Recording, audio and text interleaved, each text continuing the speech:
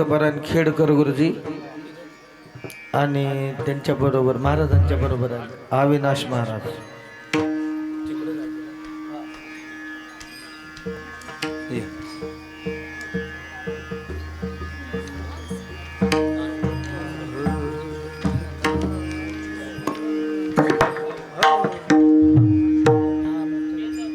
Hello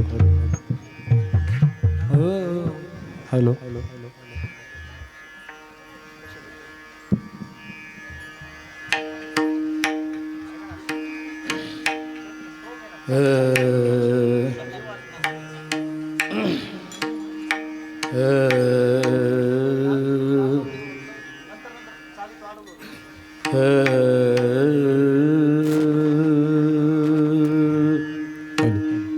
बीस कमी करा.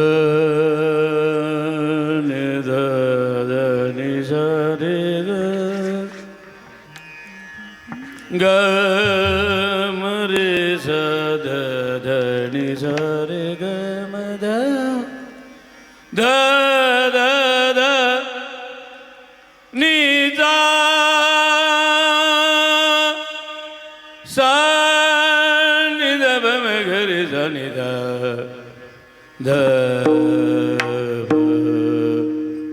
ब ध नि स रे ग रे स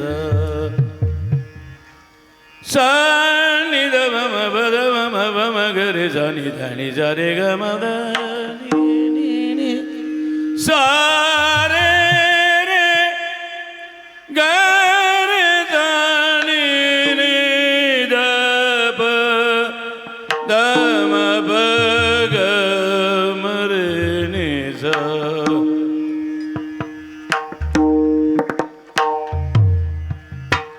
गाणे भक्ती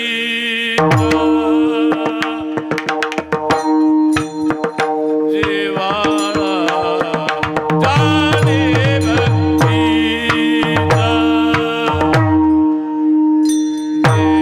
देवाला जाने भक्तीचा जिव्हाळा, जाने भक्तीचा जिव्हाळा, जाणे भक्तीचा जिव्हाळा, जाणे भक्तीचा जिव्हाळा, जाने भक्तीचा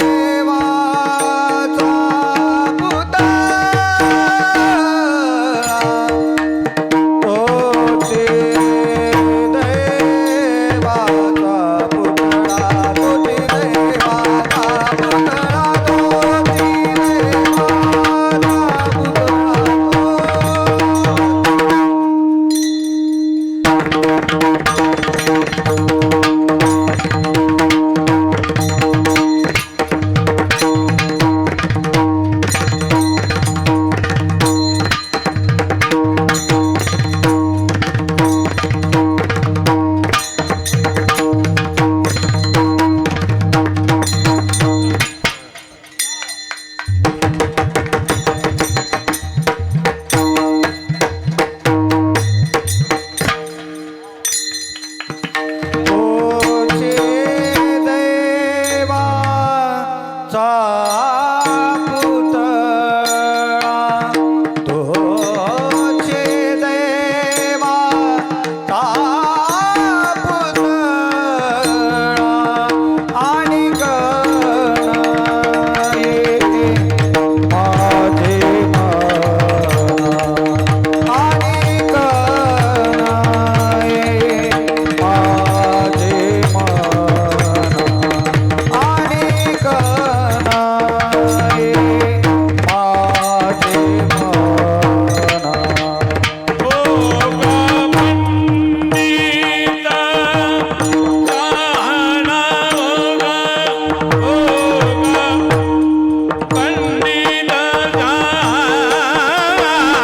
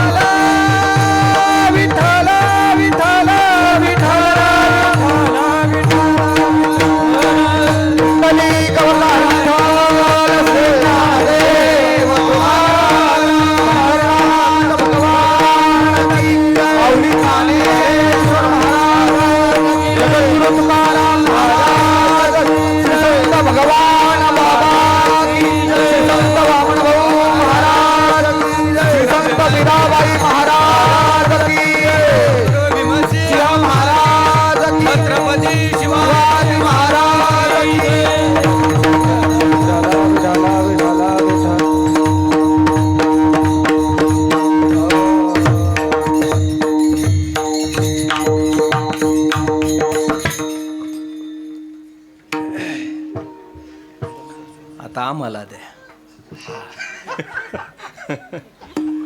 जाणे भक्तीचा जिव्हाळा थोडं जाणे भक्तीचा जिव्हाळा तोच दैवाचा पुतळा आणि कनये माझे मना होका पंडित शहाणा नामरूपी जडले चित्त त्याचा दास मी अंकित आणि कनये माझे मना होका पंडित शहाणा तुका म्हणे नवविध तुका म्हणे नवविध भक्ती जाणे तोची शुद्ध आणि कनये माझे मना होका पंडित शहाणा पांडुरंगा करू प्रथम पांडुरंगा करू प्रथम पांडुरंगा करू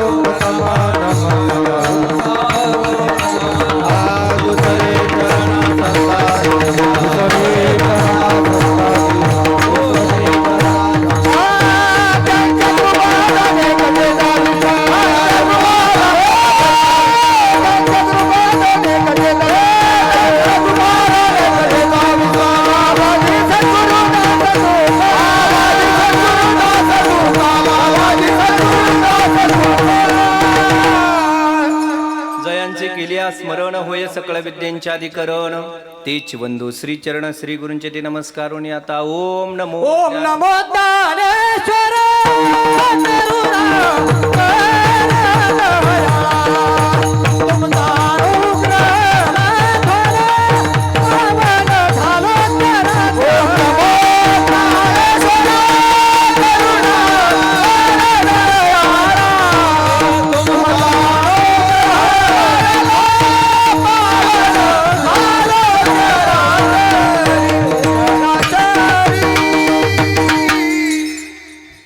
आता हृदय आपुले चौफाळुन्या भले वरी बैसव पावले श्री गुरूंचे तुम्ही संत माझी आकडा दिठीचा कराल बहुडा तुम्हा मानेन एवढा होईन मी जाणे भक्तीचा जिव्हाळा जाणे भक्तीचा जिव्हाळा तोच दैवाचा पुतळा आणि कनये माझे मना होका पंडित शहाणा सेवेसाठी घेतलेला अभंग जगद्गुरु तुकोबराय यांचा गोड असा सगळ्यांच्या परिचयाचा पाठाचा अभंग आहे. जगद्गुरु तुकोबराय या अभंगामध्ये भक्तीचा जिव्हाळा जाणे त्याची अवस्था काय जगद्गुरु तुकोबराय बोलत असताना भक्तीचा जिव्हाळा जो जाणतो तो किती प्रकारची भक्ती करतो आणि जिव्हाळा जाणल्याच्या नंतर त्याच्या जीवनाची अवस्था काय हे या अभंगामध्ये मांडलंय. विठ्ठल गेली आपण 28 वर्षापासून या सोहळ्याचं आयोजन आहे. थोडा आवाज द्या मला स्पीडबॅक आहे ना ह्या दोन्हीचा आहे.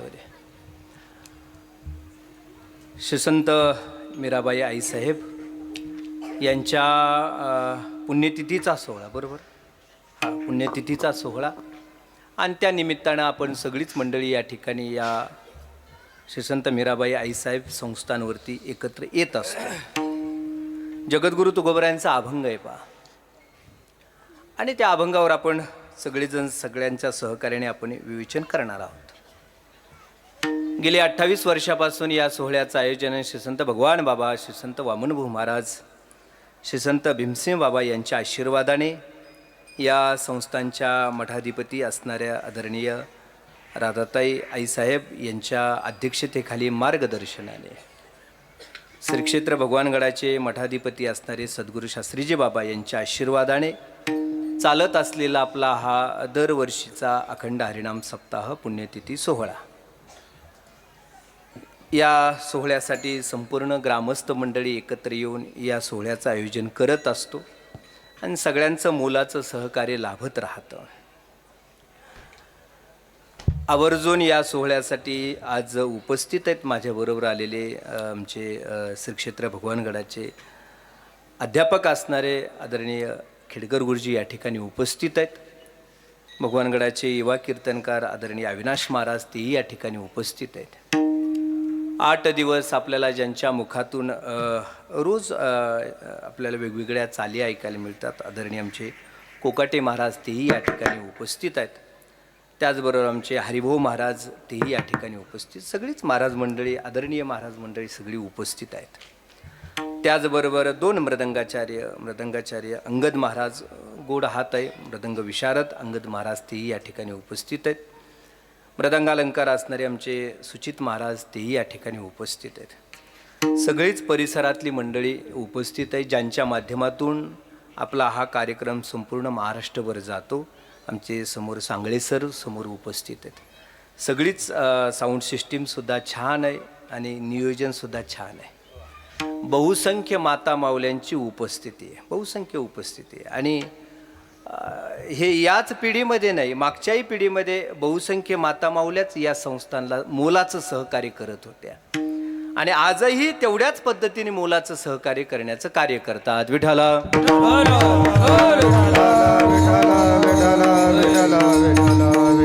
आईसाहेबाच्या माध्यमातून येण्याचा योग आहे आणि भेट देण्यासाठी येत होतो. यावर्षी आईसाहेबांनी सांगितलं की आज तुम्हाला यावर्षी कीर्तनाला उभा राहावं लागणार आहे, म्हणून त्यांची आज्ञा आहे. ज्येष्ठ येतं वारकरी संप्रदायामध्ये खूप मोठं योगदान आहे त्यांचं, म्हणून त्यांच्या आज्ञेप्रमाणे इथं उभा राहण्याचा योग आहे. सगळीच मंडळी या ठिकाणी उपस्थित आहेत, आपल्या परिसरातली मंडळी या ठिकाणी उपस्थित आहेत.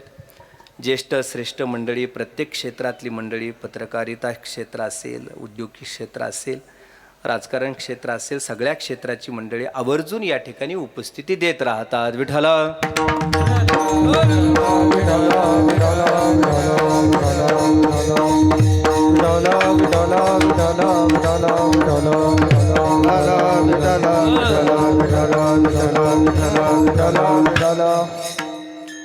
रोज प्रवास असतो आईसाहेबांचा.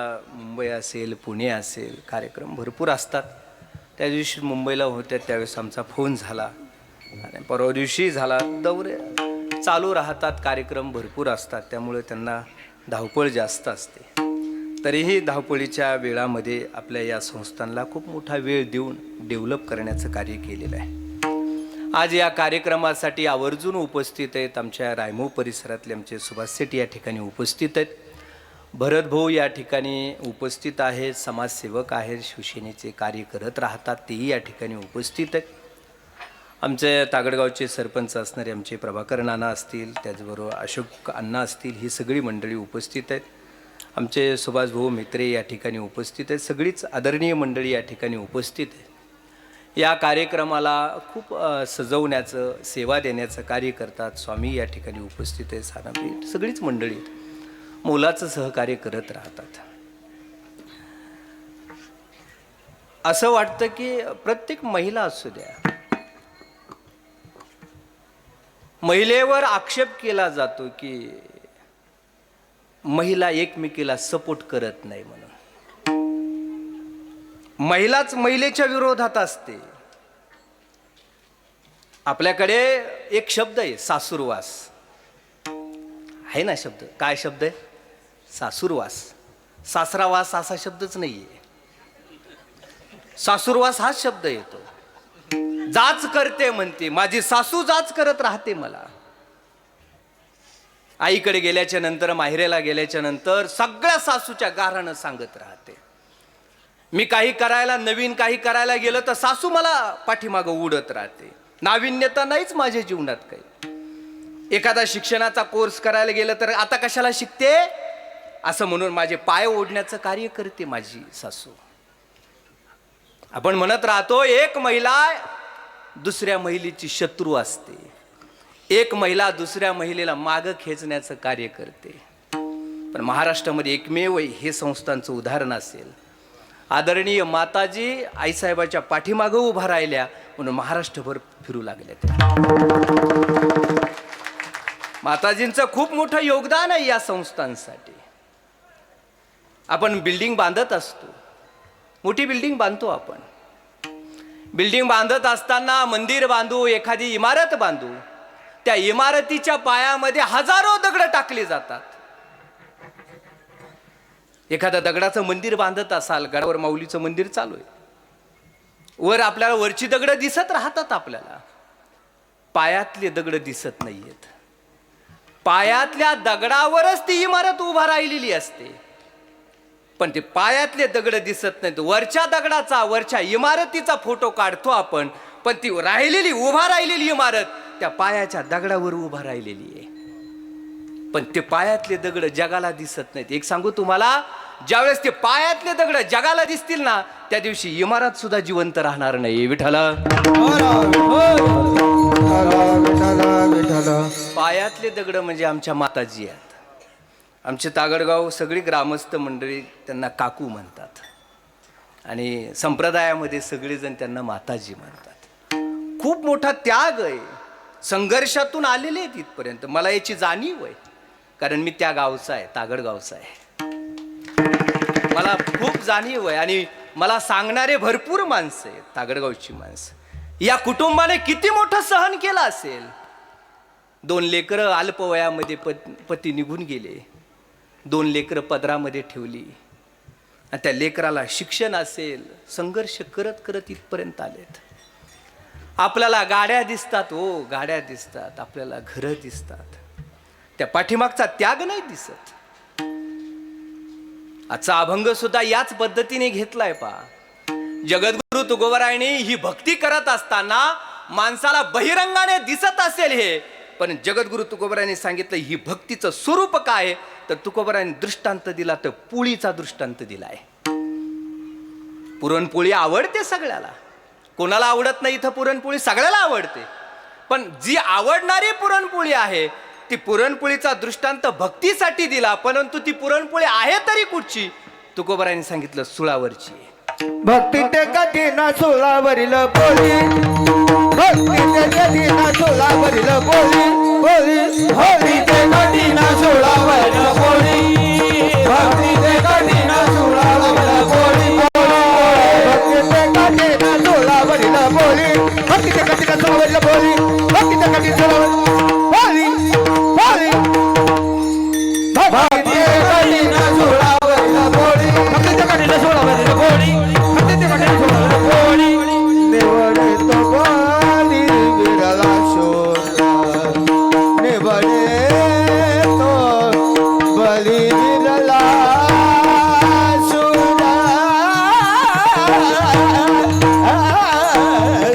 निवडे तो बली विरला शोधा, निवडे तो बली विरला शोधा, विरला शोधा, भक्ती ते कठीण सोलावरील बोली, भक्ती ते कठीण सोलावरील बोली, भक्ती ते कठीण सोलावरील बोली, भक्ती ते कठीण सोलावरील बोली, सोलावरील बोली, सोलावरील बोली.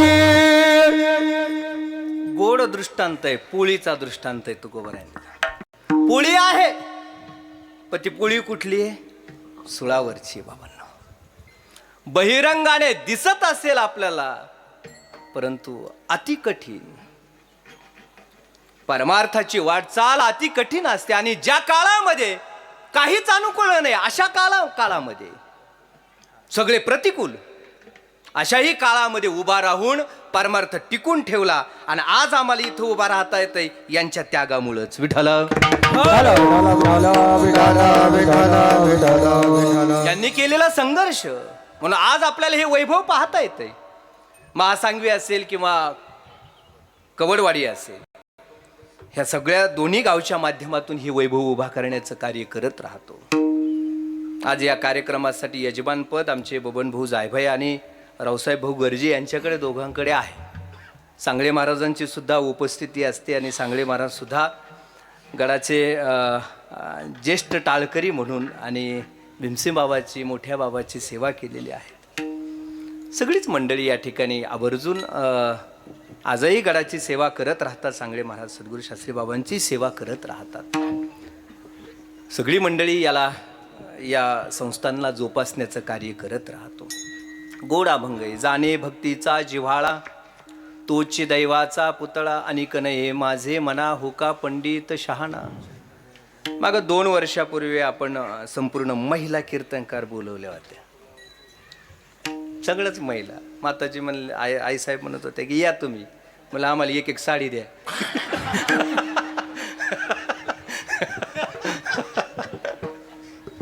आलो नव्हतं आज आलो होतं. पण सगळा भव्य असा कार्यक्रम झाला होता. सगळ्या महिलाच, वादकही महिला, टाळं घेऊन महिला, कीर्तनकार महिला. त्यावेळेस संस्थानला नाम दिलं होतं महिलांची पंढरी, बरोबर. पण त्यापेक्षा आता जास्त महिलांची पंढरी वाटते, हाय का नाही. हे नाव शोभून दिसतं महिलांची पंढरी. संख्या सुद्धा, ऐकणाराची संख्या सुद्धा महिलांचीच जास्त आहे आणि टाळ घेऊन उभा राहिल्या त्या सुद्धा जास्तच आहेत. संस्थान जिवंत संस्थान केव्हा वाटतं, ज्यावेळेस त्या संस्थानावर विद्यार्थी असतात, त्याला जिवंतपणा येतो. ते लेकरं लहानची मोठी तिथं होतात, त्या संस्थानला अटॅच होऊन जातात. हे आपलं मायेचं घर आहे, हे आपलं विद्येचं घर आहे, ही भावनेने तिथं राहत असतात. विद्या आत्मसात करण्याचं कार्य करत राहतात. त्या अल्पवयामध्ये, बाल अवस्थेमध्ये, विद्यार्थी अवस्थेमध्ये विद्यार्थी घडत राहतात आणि ते कार्य आज आईसाहेब करत आहेत. आपल्या ताटामध्ये मिळालेलं इतराला सुद्धा वाटता आलं पाहिजे. माझं पोट भरलं म्हणून इतराला देऊ नये का, तर इतराला सुद्धा दिलं पाहिजे. माझ्या ताटातला घासातला घास इतराला सुद्धा दिला पाहिजे. तसा हा पारमार्थिक अनुभव, ही पारमार्थिक वाटचाल, माझ्या वाटाला आलेली पारमार्थिक अनुभव मी इतराला सुद्धा देईल, याच उद्देशाने या संस्थेची स्थापना आहे. विठ्ठल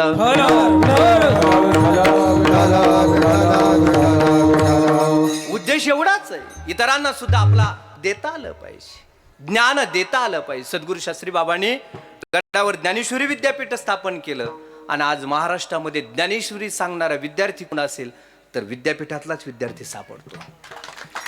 आजही आपल्याला मुखातून ज्ञानेश्वरी ऐकायला मिळते. सद्गुरू शास्त्री बाबांच्या मुखातून गोड ज्ञानेश्वरी ऐकते. आणि माझ्या अंदाजाने 2005ला 5 साली इथं ज्ञानेश्वरी कथा झाली होती. 5ला का 4ला, मला 2005ला ज्ञानेश्वरी भावकथा या ठिकाणी सद्गुरू शास्त्री बाबांच्या मुखातून आपण सगळ्यांनी ज्ञानेश्वरी ऐकलेली आहे. गोड ज्ञानेश्वरी असते. बाबांच्या मुखातून ज्ञानेश्वरी जर बाहेर पडले ना तर समाधीमध्ये ज्ञानोबराय डोलतात. हो, समाधीमध्ये ज्ञानोबराय आनंदी होतात. मुखातून बाहेर पडते. आपल्याला भक्तीचे मार्ग ज्ञानोबरायांनी सांगितले, जगद्गुरु तुकोबरायांनी सांगितले. श्री संत भगवान बाबा, श्री संत वामन भाऊ महाराज, श्री संत माणिक बाबा, श्री संत भीमसेन बाबा आदी संतांनी आपल्याला हे भक्तीची वाटचाल कशी करावी ही आपल्याला शिकवलीच आहे. या सप्ताहाच्या माध्यमातून आम्हाला जे आम्ही परमार्थ करतो तो समूहाने परमार्थ करावा, हाच उद्देश असतो सप्ताहाचा. जे आपण एकांतामध्ये परमार्थ करतो, नाम साधना करतो, ज्ञानेश्वरी साधना करत असेल आपण, ती सगळ्यांनी एकत्र येऊन करावी, याच उद्देशाने या सप्ताहाचं आयोजन असतं. आपल्याकडे 8 दिवसासाठी ज्ञानेश्वरी पारायण सुद्धा आहे. काय होतं, सप्ताह चालू असला का बरं का कोकाटे महाराज, तेवढ्यापुरतंच सात्विक भावना जन्माला येते. आणि एकदा सप्ताह झाला की माणसं हळूहळू विसरायला लागतात. बरं का भाऊ, विसरायला लागतात हळूहळू. पण सप्ताहाचं वातावरण असेल, सप्ताहामध्ये नाही नाही भक्ती केली पाहिजे, नामसाधना केली पाहिजे, ज्ञानेश्वरी वाचली पाहिजे, तुकोबरांच्या गाथेचं पारायण केलं पाहिजे, ही भावना जन्माला येते. सात्विक भावना म्हणतात त्याला. ही सात्विक भावना जन्माला येते ती केवळ सप्ताह काळापुरतीच. एकदा सप्ताह समाप्त झाला की हळूहळू ती ओसरायलाही लागते. जसं पावसाळ्याच्या दिवसामध्ये नद्या तुडुंब भरलेल्या असतात आणि जसा जसा पावसाळा कमी कमी होतो तशा तशा नद्याही ओसरून जातात. तसा हा भक्तीचा आलेला महापूर तो सुद्धा सप्ताह संपत आला की तो सुद्धा कमी कमी होत राहतो. काका माणसाला ते चिकनगुन्या होतो माणसाला, आणि ते इंजेक्शन दिलं की त्याला जरा ते लगेच म्हणतो मी आता शेतात कामाला जातो. घरचे सांगतात नको बाबा जाऊ, तुम्ही आजारी येतं कशाला जाता. ते सलाईनची जोपर्यंत पावर आहे ना त्याला वाटतं मी बरा झालोय, आणि एकदा सलाईनची पावर निघून गेली की पुन्हा तो आजारी पडतो. तसंच आहे. सप्ताहामध्ये मिळालेलं फक्त ती ऊर्जा मिळाली, पण ती चिरकाल ज्याच्या अंतकरणामध्ये टिकली त्याला खरा भक्त म्हणावं. विठ्ठला त्याच्या अंतकरणामध्ये चिरकाल टिकणारी असली पाहिजे. अंतकरणामध्ये भक्ती करायची असेल तर अंतकरण हे संवेदनशील असलं पाहिजे. ज्ञानोबरायांनी तितकं गोड सांगितलं. ज्ञानोबराय म्हणतात ऐसेनी हा सकळ जगडंबर निखिळ. भक्ती करावी माणसाने तर माणसाच्या अंतकरणामध्ये श्रद्धा असावी. ज्ञानोबराय म्हणतात या जगामध्ये असा कोण आहे श्रद्धावान.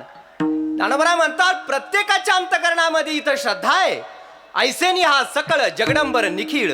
श्रद्धेचाची केवळ ओतला असे, तो श्रद्धेने भरलेला आहे. अश्रद्धावान कोणीही नाहीये. प्रत्येकाच्या अंतकरणामध्ये श्रद्धा आहे. पण दृढ श्रद्धा कोणाच्या अंतकरणामध्ये, ज्याच्या अंतकरणामध्ये दृढ श्रद्धा असते त्याला भगवंताचा भक्त असं म्हणावं. विठ्ठला भगवंताचा भक्त. आता ज्ञानेश्वरी पारायण आहे आपल्याकडे इथं. आता मी ज्ञानेश्वरी पारायण आहे ना. होय माता माऊल्या तुम्हीच बोला. आता तुमच्याच हातात सगळा चार्ज येत आला. आहे ज्ञानेश्वरी पारायण आहे बरोबर. किती जण आहेत पारायणाला, किती जणी आहेत, किती माणसं आहेत, किती महिला आहेत पारायणाला, किती आहेत ना द्या वर हात करा बरं. एक लेकरू उभा आहे. अरे हे सगळे असतील. हे तर संस्थेचं तुम्हाला अनिवार्य आहे बाबा.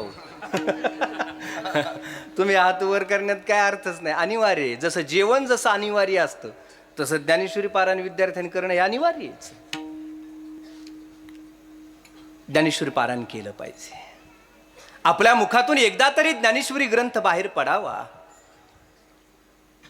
जे शब्द ज्ञानोबरांच्या जिभेवर खेळले ते शब्द एकदा तरी आपल्या जिभेवर खेळावेत. एक तरी ववी अनुभवावी. एक तरी ववी अनुभवावी.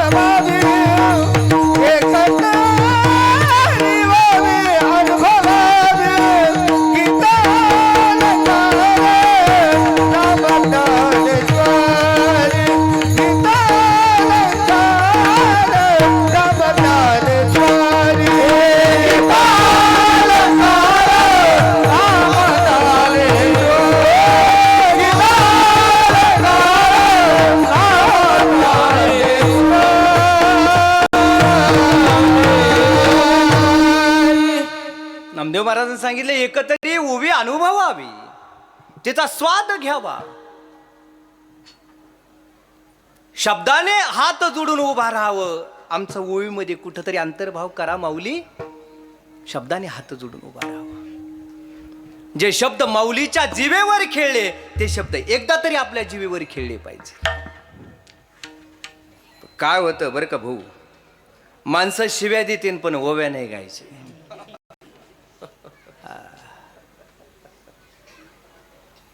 आपल्या चौकामध्ये वजन कोणाचं जास्त? ज्याला शिव्या जास्त येतात त्याचं, ज्याला ओव्या येतात त्याचं नाही. चौकात दबदबा कोणाचा? ज्याला शिव्या येतात त्याला. माणसं शिव्या देतील, मुखातून उभी नाही येऊ देणार. अरे एकदा तरी आपल्या मुखातून ज्ञानेश्वरी ग्रंथ बाहेर पडावा. आज जिथं अध्याय झाला असेल तिथून उद्या चला, तिथून पुढे बसा. माऊली माय आहे सांगतो तुम्हाला. ते लेकरू कसंही किती बरबटलेलं असलं, भरलेलं असलं तरी ती मांडीवर घेतेच. ती लेकरू कसंही असो, पापाने भरलेलं असलं तरी ती मांडीवर घेते. ती एकदा तरी आस्वाद घेऊन जाणण्याच्या हेतूने का होईना एकदा तरी वाचा विठ्ठल.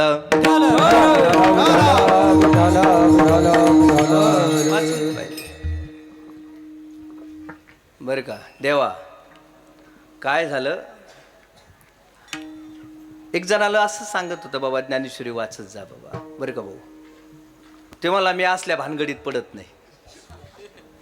मला त्या दिवशी कळलं, आई साहेब ज्ञानेश्वरी वाचणं भानगड आहे बाबा.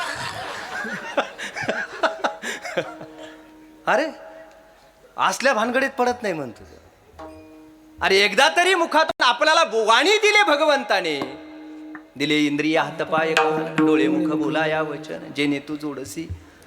भगवंताने ही इंद्रिय त्याच्यासाठी दिले, कशासाठी नाही दिले बाबा. अरे आपल्याला बोलता येतं याच्यासाठी आपण काय पराक्रम केला? काहीच केलेलं नाही. निसर्गताने भगवंताने दिलेली आपल्याला वाणी येते.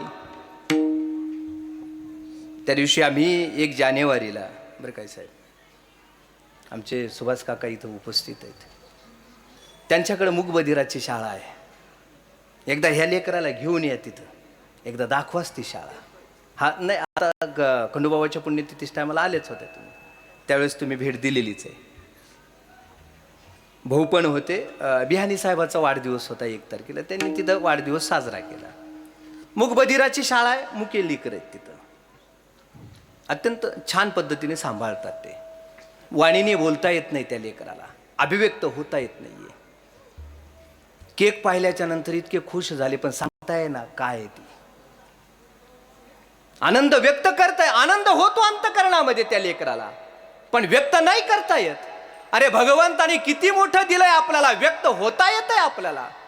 माणसं इतर एकमेकावर व्यक्त होतात, ज्ञानेश्वरीच्या बाबतीमध्ये नाही व्यक्त होत माणसं. का एकदा तरी आपल्या मुखातून एकदा तरी ज्ञानेश्वरी ग्रंथ बाहेर आला पाहिजे. एक घडलेला प्रसंग सांगतो. काल्याचं कीर्तन होतं दुपारचं, आणि कीर्तन करून चाललो होतं बरं का नाना. आणि कीर्तन करून जात असताना खराब रस्ता होता म्हणून मी काचा खाली केल्या होत्या. एक जणाने आऊत धरलं होतं, आणि ते आऊत धरलं होतं कपाशीमध्ये आऊत धरलं होतं ते ना. तर ते बैल फाटाफाडीत होते. ते बैलाला ओढत होता आणि बैलाला शिव्या देत होता. तो इतका शिव्या देत होता, इतका शिव्या देत होता, त्याला जेवढ्या येत होत्या तेवढ्या देत होता. एवढा शिव्या देत होता. आता मी रस्त्याने चाललो होतो, कानावर शिव्या पडल्या. मग मी गाडी थांबवली, उतरलो खाली. अरे म्हणलं बाबा शिव्या का देत होते? ते मला, तुम्हाला काय करायचं? बैल माझे आहेत बरं का माऊली, तुम्हाला काय करायचं? मला त्याचंही रास्त आहे, बैल त्याच आहेत, आपल्याला काय करायचं? शिव्या देत नाही तर रोज हानमार करीत बसन बैलाला. आपण काय बरं बरं बरं ठीक आहे, शिव्या देण्याबद्दल काही नाही, मला रोज शिव्या देत जा बैलाला. पण मला एक विचारायचंय, तू ज्या शिव्या देतोस बैलाला, त्या शिव्या त्या बैलाला कळत्यात का? साधा प्रश्न विचार. त्या शिव्या त्या बैलाला कळत्यात का बाबा? ते मला कळो नाही तर न कळो, देणं आपलं काम आहे म्हणा. ते मला शिव्या कळाल्याच पाहिजे असं थोडंच बैला देणं आपलं काम आहे. अरे जर कळो नाही तर न कळो, जर शिव्या देणं आपलं काम आहे, कळो नाही तर न कळो ज्ञानेश्वरी वाचणं काम नाही का? अरे ती कळालीच पाहिजे असं कुठं सांगितलंय? अरे मला सांगा, इथं बसलेल्या प्रत्येक माणसाला अरे आपली जन्म देणारी आई तरी कुठं कळाली सांगा? जन्म देणारी आई सुद्धा नाही कळाली. जी मरणारी आई आहे ती सुद्धा कळत नाही आपल्याला. ही तर विश्वाची माऊली, ती काय कळणार? विठ्ठल काय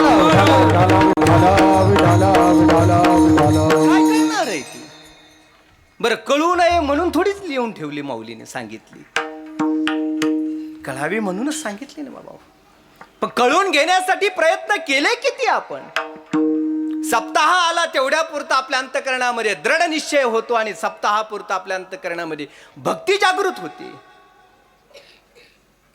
पण नंतर माणसं विसरून जातात, देवाला विसरतात, धर्माला विसरतात, संस्थानला विसरत राहतात माणसं.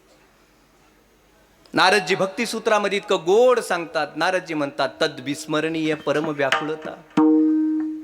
अरे साधूच्या अंतकरणामध्ये भगवंताविषयी विस्मरण झालं तर साधूच्या अंतकरणामध्ये व्याकुळता जन्माला येते. व्याकुळ होतो साधू, विस्मरण होऊ देत नाही साधू. तद विस्मरणीय परम व्याकुळता. त्या साधूनं भक्ती करतो, साधू त्या भगवंताची भक्ती करतो. कशा पद्धतीनं? तैल धारावत. नारदजी भक्ती सूत्रामध्ये गोड सांगतात. नारदजीने दृष्टांत दिला, कोणासारखी भक्ती करावी? यथा गोपिका नाम, गोपिकाप्रमाणे भक्ती करावी. व्रजामध्ये व्रजवासी असणाऱ्या ज्या गोपिका आहेत त्यांच्याप्रमाणे मनुष्याने भक्ती करावी. विठ्ठला,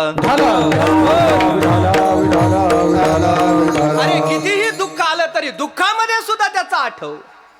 दुःख सुद्धा दुःख न वाटता दुःखामध्ये सुद्धा आनंद होतो, कारण भगवंताचा आम्हाला सहवास मिळतो ना हो. भगवंत आमच्या सानिध्यामध्ये मिळतो. जर सुखाचे दिवस असतील आणि भगवंत आमच्यापासून दूर जात असेल तर नको आहेत आम्हाला ते सुखाचे दिवस. आम्हाला दुःख दिलं तरी हरकत नाही. सद्गुरू शास्त्री बाबांचे गुरुदेव असणारे स्वामीजी महामंडलेश्वर स्वामी, मुंबईला खूप मोठा आश्रम आहे. आता स्वामीजी गेलेत तिथं, विवेकानंद शास्त्री तिथं स्वामीजी गेलेत. आता संन्यास, त्यांनाही संन्यास देऊन त्यांना त्या जागेवर, आमचं दोघांचं बोलणं झालं. आपल्याला नुसतं पळावं लागतंय म्हणलं, निवांत राहते स्वामीजी. किती पळापळ असते म्हणलं आपली. स्वामीजींचा खूप सद्गुरू शास्त्री बाबांचे गुरुदेव, त्यांचा एक खूप गोड ग्रंथ आहे बा, श्रीकृष्ण कर्ण रसायनम. इतका गोड ग्रंथ आहे. आल्हाददायी भक्तीचं विवेचन करत असताना आल्हाददायी भक्तीचं विवेचन केलं. त्या गोपिकांनी भक्ती करावी, कशा पद्धतीने भक्ती केली. एका गोपिकेला जखम झाली, पायाला जखम झाली, आणि पायाला जखम झाल्याच्या नंतर ती जखम बरी व्हायला लागली की ती अशी बोटाने ती वर चाललेली जखम बरी होत आलेली, ती पुन्हा रक्त काढायची, ती पुन्हा रक्त टाळायची. ती बरी व्हायला लागली की पुन्हा ती नादुरुस्त करायची, दुरुस्त होत असलेली त्याच्यावर आलेली खपली असेल काय असेल ते काढून टाकायची, पुन्हा रक्त यायचं. एका गोपिकेने विचारलं, का ग बाई, तुझ्या पायाला झालेली जखम बरी होत आलेली असताना सुद्धा का त्याच्यावर पुन्हा पुन्हा ती जखम तयार करतेस? तिने इतकं गोड उत्तर दिलं. ती म्हटली, या जखमेवर औषध घालण्यासाठी कृष्ण येतो म्हटली.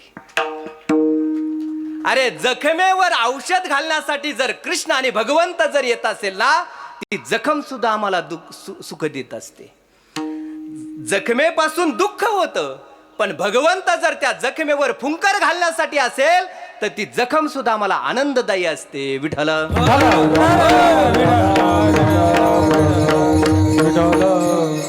तद विस्मरणीय परम व्याकुळता. त्याचं विस्मरण होऊ दिलं नाही त्या गोपिकाने. यथा श्री व्रज गोपिका नाम नारदजी बोलले ना, त्या गोपिकेने कधीही त्याचं विस्मरण पडू दिलं नाही. एक गोड प्रसंग आहे पहा, त्याच स्वामीजींनी भागवतावर लिहिलेल्या त्या पुस्तकातलंच गोड प्रसंग आहे. एक गोपिका रस्त्याने चालली होती आणि रस्त्याने जात असताना ते मिस्त्रीने चाळणा टाकला होता, वाळू चाळत होता मिस्त्री. चाळणा टाकून तो जेवणासाठी कामगार आणि मिस्त्री निघून गेले होते. तो तिथं चाळणा पडलेला होता, रीतीचा ढिग पडलेला होता. ती गोपिका तिथून जवळून चालली. तिने तो चाळणा पाहिला आणि त्या रीतीचा ढीग पाहिला, ढिगारा पाहिला, आणि ती चाळायला लागली, चाळण्यातून चाळायला लागली. गोपिकेने विचारलं, उद्धवाच्या जीवनातले हे प्रसंग आहेत. गोपिकेने विचारलं की बाई तू काय हे काम करतेस, का रीती चालते, कामगार येऊन चालत बसल, तुला चालण्याचं कारण काय? तिने इतकं गोड उत्तर दिलं. ती म्हणू लागली, प्रत्येक कणाकणामध्ये माझा कृष्ण आहे आणि मी जर ही जर रीती चालली तर चालण्यातून मला कृष्ण बाजूला निघल म्हटली. माझा कृष्ण बाजूला येईल त्याच्यातून. वाट पाहत होत्या त्या वृंदावनातल्या त्या गोपिका. यथा श्रीव्रज गोपिका नाम. भक्ती करावी त्या गोपिका सारखी असावी. ज्ञानोबराय भक्तीची व्याख्या करत असताना ज्ञानोबरायने इतकं गोड उत्तर दिलं. ज्ञानोबराय म्हणतात, तरी भक्ती तेची ऐसी पर्जन्याची सुटी का जैसी. धरा वाचोनी अनारसी गतीच नेने. विठ्ठल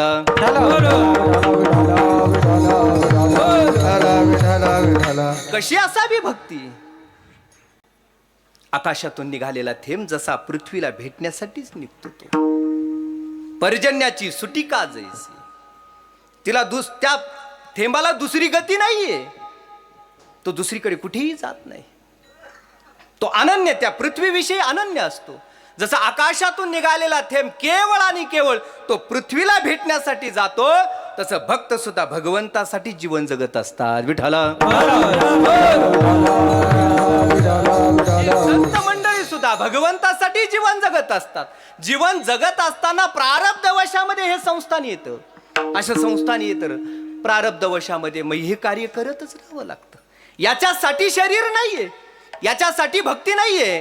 हे प्रारब्धाने करावं लागतं. ते बाबा सुद्धा प्रारब्ध वशामध्ये सगळं काही कार्य केलं ना बाबाने. ज्ञानोबराय इतकं गोड सांगतात, साधू प्रारब्ध वशामध्ये जसं गंगा ही समुद्राच्या दिशेने वाटचाल करते, पण जाता जाता झाडांना आणि तान्हेल्या माणसाला पाणी देत राहते. पापी माणसांचं पाप धुते, तापी माणसाचा ताप नाहीसा करते आणि झाडावर काठावरच्या झाडांना पाणी देत राहते. का फेडीत पाप ताप पोखीत तिरीचे पादप. समुद्रा जाय आप गंगेचे जैसे. जसं गंगा ही समुद्राच्या दिशेने वाटचाल करते, तिची विश्रांती समुद्राशिवाय नाहीये, पण जाता जाता हे कार्य करते. विठ्ठल गंगा याच्यासाठी जन्माला आलेलीच नाहीये, ते समुद्राला भेटण्यासाठी जन्माला आली. साधू सुद्धा याच पद्धतीने कार्य करत राहतात. भगवंत स्वरूप होण्यासाठी कार्य करत राहतात. पण हे जाता जाता हे कार्य करतात. बाबाने सुद्धा जाता जाता केलंय कार्य. शैक्षणिक कार्य केलं बाबांनी, आध्यात्मिक कार्य केलं बाबांनी. कधी कधी आईसाहेब कमाल वाटते बाबांच्या जीवनावर विचार केला तर. भगवान बाबांच्या बहुआयामी व्यक्तिमत्व होतं भगवान बाबा. म्हणजे एका दृष्टिकोनातून पाहू नका बाबांना. बाबाकडे पाहिल्याच्या नंतर सर्वांगाने बाबा परिपूर्ण आहेत. केवळ बाबा एक वारकरी संत म्हणून पाहू नका बाबाकडे. बाबा एक समाज सुधारक सुद्धा आहेत. बाबामध्ये एक इंजिनियर सुद्धा दडलेला आहे. बाबाला आयुर्वेदाचं ज्ञान होतं. बाबाकडे औषध घेण्यासाठी माणसं येते. बाबा डॉक्टर सुद्धा होते. समाज संघटन कौशल्य होतं भगवान बाबांकडे. एक शिक्षण महर्षी दडलेला होता बाबांच्या अंतःकरणात. बाबाला विचारलं तुम्ही किती शिकले, तर बाबा 4थी पर्यंत शाळा शिकले होते. पण बाबांनी उच्च शिक्षण घेण्यासाठी विद्यार्थ्यांसाठी हॉस्टेल निर्माण केलं. भगवान शिक्षण प्रसारक मंडळाची स्थापना सुद्धा भगवान बाबांनी केली. किती जागृत असतील भगवान बाबा. गडावर हॉस्टेल निर्माण केलं. गडावर 5वी ते 10वी पर्यंत शाळा. संभाजीनगरला सुद्धा हॉस्टेल आणि विद्यार्थ्याला शिक्षण देण्याचं कार्य केलं.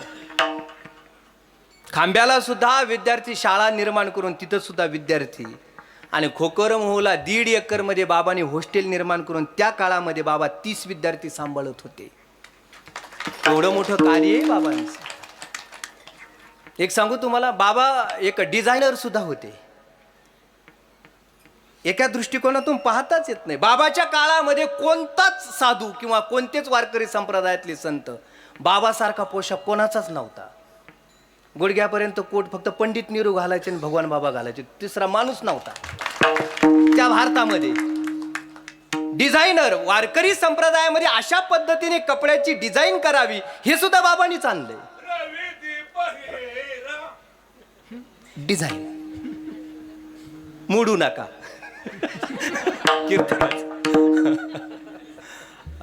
बाबा या पद्धतीने बनवत होते. बाबा या पद्धतीने जीवन जगले. सामान्यामध्ये राहिले भगवान बाबा. सामान्याचे वाटावे म्हणून. परंतु ते सामान्य होते असं नाही, असामान्याची क्रांती केली विठ्ठल.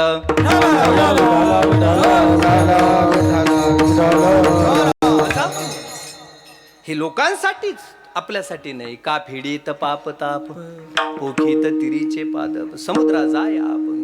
साधू खरं पाहिलं तर यांना संत वेगळं म्हणण्यापेक्षा हे भगवंताचे स्वरूप असतात. बाबा असतील, भाऊ असतील, ज्ञानोबा असतील, जगद्गुरु तुकोबा असतील, हे भगवंताचे स्वरूप आहेत. संत नवती जगा मानसाच्या सारिखे. मनुष्याचं शरीर धारण केलं, परंतु खरं पाहिलं तर ते भगवंताचं स्वरूप. देवते संत देवते संत देवते संत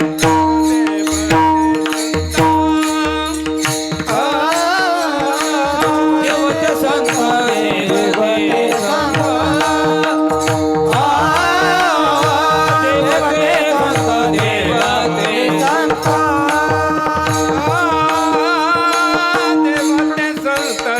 देवते संता देवते संत देवते संता देवते संत देवते संता देवते संत देवते संता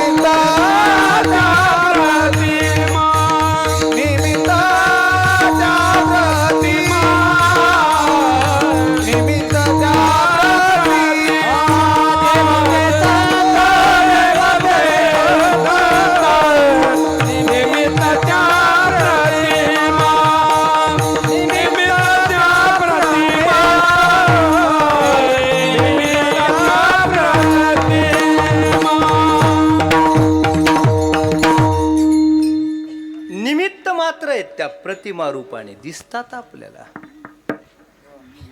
ते निमित्त आहे, दुसरं काय. पण भगवंत हेच संतांचं स्वरूप आहे. बाबा असतील, भाऊ असतील, ज्ञानोबा असतील, जगद्गुरु तुकोबा असतील. ज्ञानोबा तुकोबाराय संत म्हणून नाही आहेत ते. मिळालेला, महाराष्ट्राला मिळालेला तो विचार आहे. विचार आहे तो भगवंताने पाठवलेला तो विचार आहे. भगवंताचा आलेला तो संदेश आहे. तो निमित्त मात्राने दिसत असतील. ज्ञानोबराय तर इतकं गोड सांगतात ना. ज्ञानोबराय म्हणतात, अरे अर्जुना, तुला वाटतं का संत आणि मी वेगवेगळा आहे? नाही बाबा, मीच होऊन पांडवा करीतो माझी सेवा. मीच संत होऊन, भगवंत बोलतात बरं का ज्ञानेश्वरीमध्ये. बोलत असताना भगवंत म्हणले, अरे अर्जुना, मीच संतांचा अवतार घेतो आणि माझी सेवा करत राहतो. विठ्ठला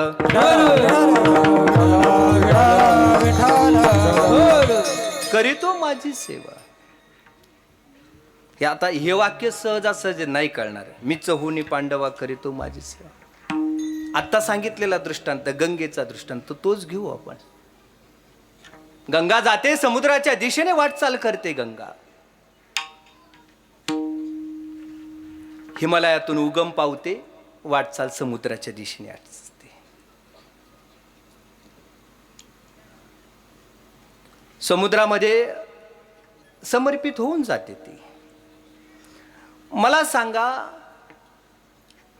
हिमालयातून उगम पावलेली गंगा समुद्राच्या दिशेने वाटचाल करत राहते.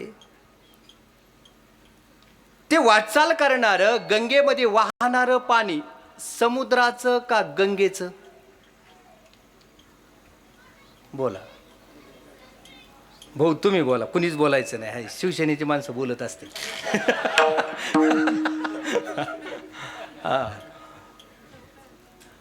हिमालयातून उगम पावलेली गंगा समुद्राच्या दिशेने वाटचाल करते. सोपं आहे, काय अवघड नाही. त्याच्यापेक्षा तर लई सोपं आहे. ते एवढा काला किता झाला की मेळच लागा ना कोणाला. ते लई सोपं आहे.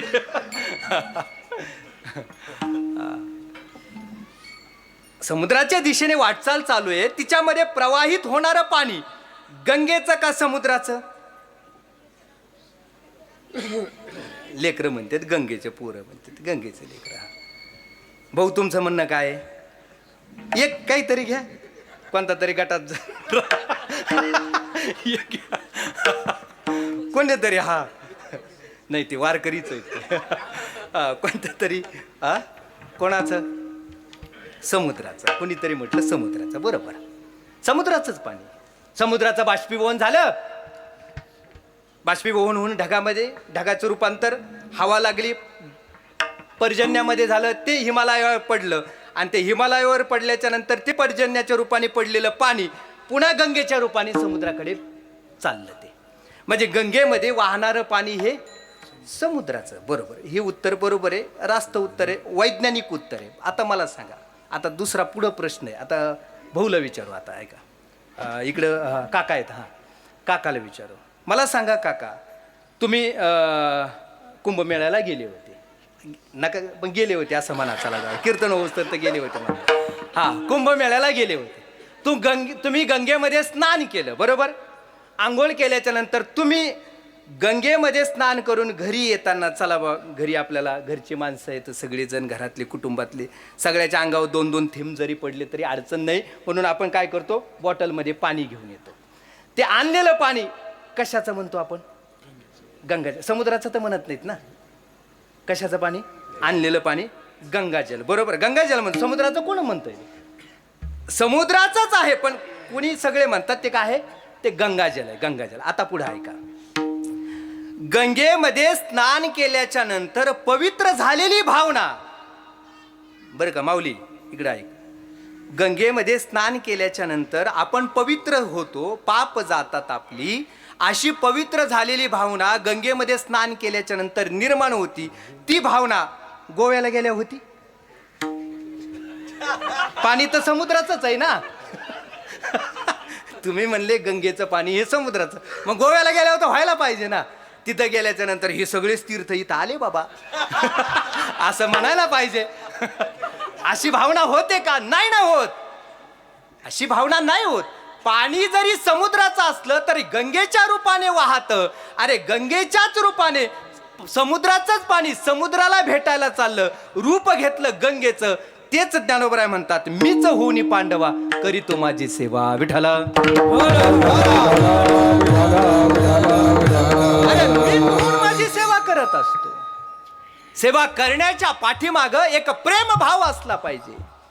त्याला तद विस्मरणी परम व्याकुळता असा शब्द वापरला. भक्ती जन्माला येते, अंतकरणामध्ये जन्माला येते, शुद्ध भावाशिवाय जन्मालाच येऊ शकत नाही. आणि त्या शुद्ध भावालाच जगद्गुरु तुकोबरायांनी एक शब्द वापरला, त्याचं नाव आहे जिव्हाळा. आणि जगद्गुरु तुकोबराय म्हणतात, ज्याच्या अंतकरणामध्ये हा जन्माला आला त्याची अवस्था काय? अभंग. ज्ञान भक्तीचा जिव्हाळा, जिव्हाळा, ज्ञान भक्तीचा जिव्हाळा, जिव्हाळा, ज्ञान भक्तीचा जिव्हाळा, जिव्हाळा, ज्ञान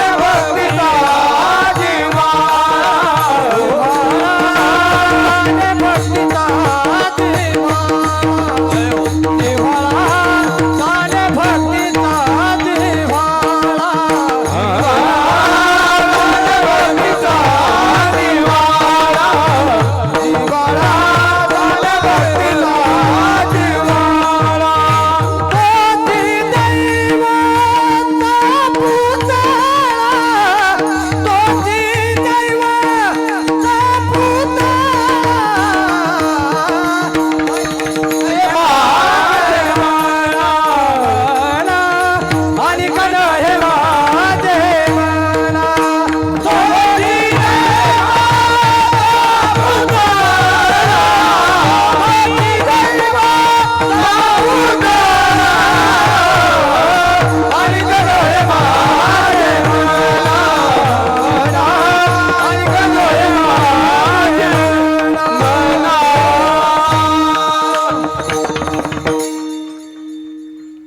अंतकरणामध्ये भक्तीविषयी जिव्हाळा जन्माला आला पाहिजे. भक्ती करणं वेगळं आहे, बहिरंगाने भक्ती करणं वेगळं, अंतकरणात तिच्याविषयी जिव्हाळा असणं वेगळं आहे. जगद्गुरु तुकोबरायच्या अंतकरणामध्ये परमात्म्याविषयी जिव्हाळा आहे, त्याच्या भक्तीविषयी जिव्हाळा आहे. जाणे भक्तीचा जिव्हाळा तोच दैवाचा पुतळा. भक्तीचा जिव्हाळा जो जाणे तो दैवपान पुतळा आहे. आपण फक्त बहिरंगाने दिसतो, आपण महाराजांनी फेटा बांधलाय बाबा, महाराज कीर्तन करतेत. ती अंतकरणातून भक्ती आली पाहिजे. जोपर्यंत अंतकरणातून ती जिव्हाळायुक्त भक्ती येत नाही तोपर्यंत ती परमात्म्यापर्यंत जाऊ शकत नाही, ती समर्पित होतच नाही. जाणे भक्तीचा जिव्हाळा, तुकोबरायचा पहिला शब्द आहे जाणे. जाणून घ्या. वारकरी संप्रदाय कोणावरही काही लादत नाही बाबांनो. आधी जाणून घ्या, मग मानायला सुरुवात करा. जाणल्याशिवाय मानूच नका. हा दंडकाचा आहे साधू संतांचा. आधी जाणा, मग मानायला सुरुवात करा. आंधळ्या पद्धतीने भक्ती करू नये प्रत्येक संतांनी सांगितलंय. संत भगवान बाबांनी आपल्या मराठवाड्यामध्ये डोळस भक्ती करावी हा मंत्रच दिला आपल्याला.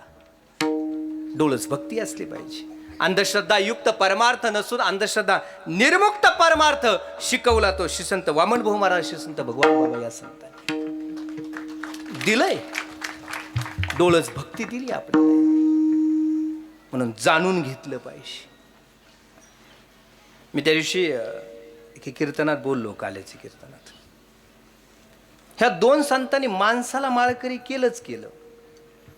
ह्या दोन संतांनी देवाला सुद्धा माळकरी केलं.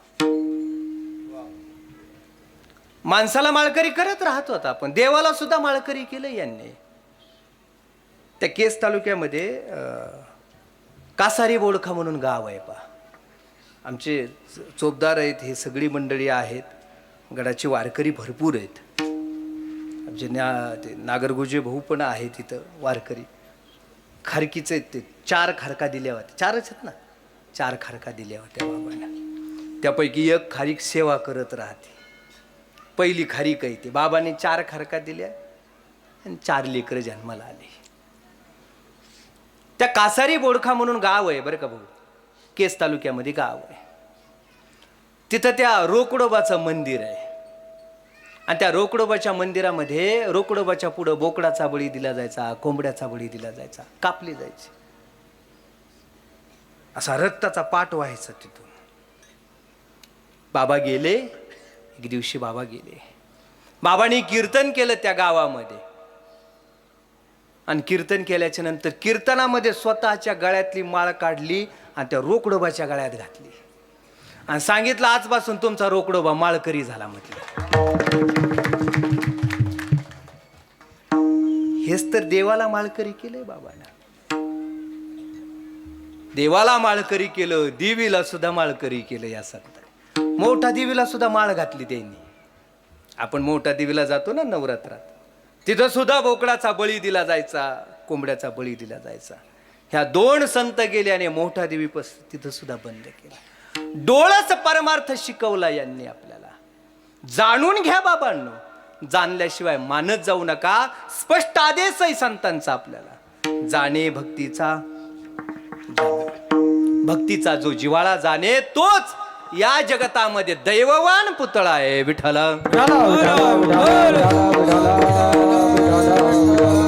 त्याला दैववान म्हणावं. माणसाला लेकरं झाले तरी माणसं म्हणतात आम्ही दैववान आहे.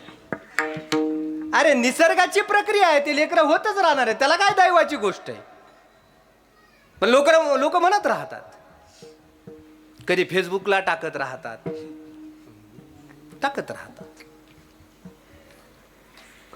भगवंताची कृपा, माऊलीची कृपा, बाबाची कृपा असं म्हणत राहतात. संतांची कृपा झाल्यावर लेकरं नसतेत होत. संतांची कृपा झाल्याच्या नंतर बोध होत असतो. त्याला आत्मबोध असं म्हणू आपण. संतांच्या कृपेने नाही. पण लोक म्हणत राहतात दैववान आहेत आम्ही असं म्हणत राहतो. ते इंदुरीकर महाराज म्हणत असतात, तुला लाईट बंद करून हाणल्यावर मग मन दैववान आहे. पोरग झालं पेढे वाटतो दैववान आहे बाबा लेकरू झालं.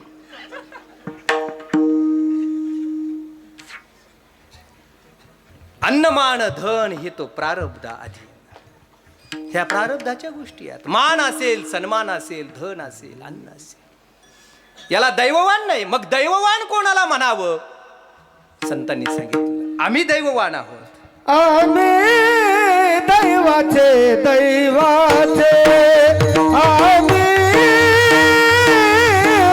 दैवाचे दैवाचे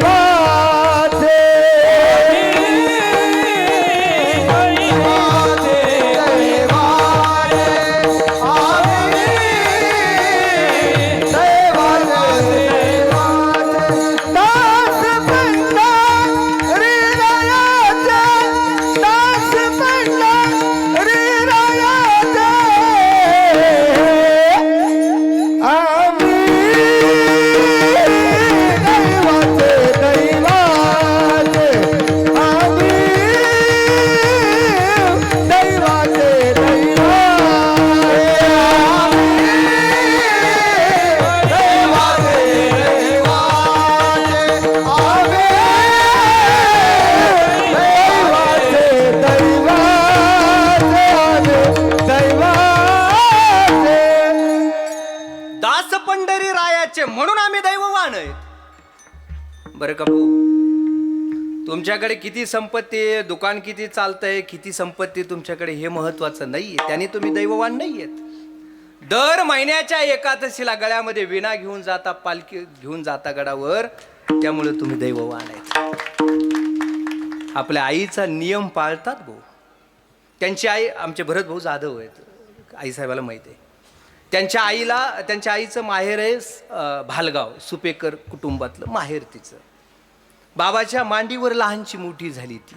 बाबा मांडीवर घेऊन बसायचे त्यांच्या आईला. किती भाग्यवान असेल ती मातोश्री. हा आपल्या हाताने मोठे बाबा जीव घालायचे. त्या कुटुंबामध्ये जाणं येणं असायचं मोठ्या बाबांचं. तिच्या गळ्यामध्ये बाबांनी माळ घातली होती, मोठ्या बाबांनी यांच्या आईच्या गळ्यात. म्हणून दैववान आहेत. भगवंताचं ज्यांना दास्यत्व मिळालं तो या जगतामध्ये दैववान. विठ्ठल दैवाचा पुतळा दास्यत्व केलं. जगद्गुरु तुकोबरांच्या जीवनामध्ये अनंत घडामोडी घडत गेल्या. परमार्थ सोडला नाही तुकोबरांनी. दुष्काळे आटेला द्रव्य नेला मान, एक स्त्री अन्नान्न करिता मी. सगळ्या घटना घडल्या. मिळालेली पत्नी कर्कशा मिळाली. बरे झाले देवा बाईल कर्कशा, जे झालं ते बरं झालं असं म्हटले. मोठे बाबा सुद्धा म्हणायचे होतं ते बऱ्या करता होतं बाबा. आणि कधी पण एवढाच मंत्र घेऊन जा, जे आपल्या जीवनामध्ये कोणतीही घटना घडू द्या, होतं ते बऱ्या करता होतं एवढंच म्हणत चला. कधी दुःख होणार नाही, कधीच दुःख होणार नाही. आणि बाबाचा हा मंत्र आहे, होतं ते बऱ्या करता होतं एवढं म्हणून पुढं चालत जा. जगद्गुरु तुकोबरांच्या जीवनामध्ये अनंत घटना घडल्या, पण तरी तुकोबरांच्या मुखातून एक शब्द बाहेर पडला, बरं झालं म्हटले. बरं झालं, बायको कर्कश मिळाली, बरं झालं, दुष्काळ पडला, बरं झालं, धन गेलं, बरं झालं, बरं झालं. आपण नाही म्हणू शकत. बरं झालं कोरोना आला होता, बैल मेली मुक्त झाली, देवे माया सोडवली, देवे माया सोडवली, देवे माया सोडवली.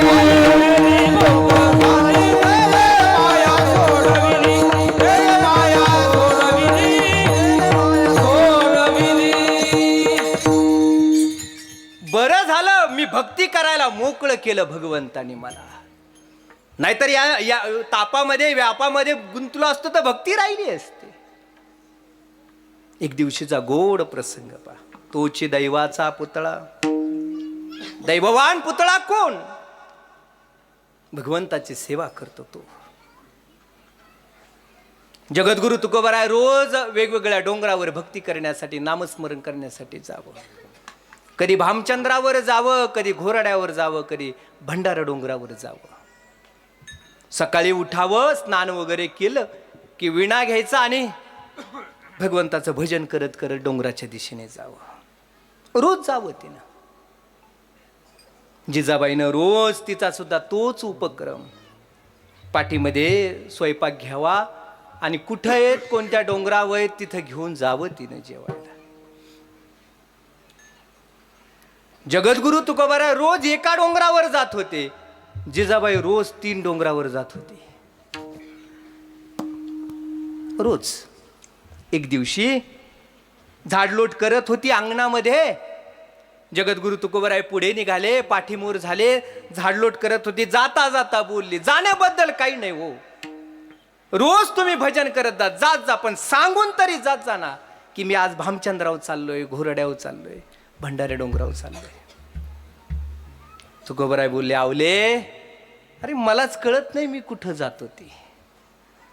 मी जात नाही, माझा देह जातो म्हटले, आणि जिकडे जातो तिथे मी जाऊन भजन करत राहतो. मला तरी कुठं कळतंय? तुला वाटतं का मी भजन करतो? नाही, माझी वाणी भजन करत राहते, माझे इंद्रिय भजन करत राहतात. माझी मज झाली अनावर वाचा, छंद या नामाचा घेतलास. भगवंताचं भजन आमच्या मुखातून येत राहतं. एक काम कर म्हटले. आता ते जुन्या काळातला प्रसंग आहे. त्यावेळेस काय मोबाईल थोडेच होते. कुठे आहेत तुम्ही? हॅलो, भामचंद्रावर ये इथं, असं थोडंच. जुन्या काळातला प्रसंग आहे तो. एक काम कर म्हटले, आवले एक काम कर, गावाच्या बाहेर ये, 3 रस्ते फुटतात, 3 रस्त्याला कान देऊन ऐक. ज्या रस्त्याने विठ्ठल विठ्ठल नाम येईन ना, त्या रस्त्याने तुझा पती गेला असं समज.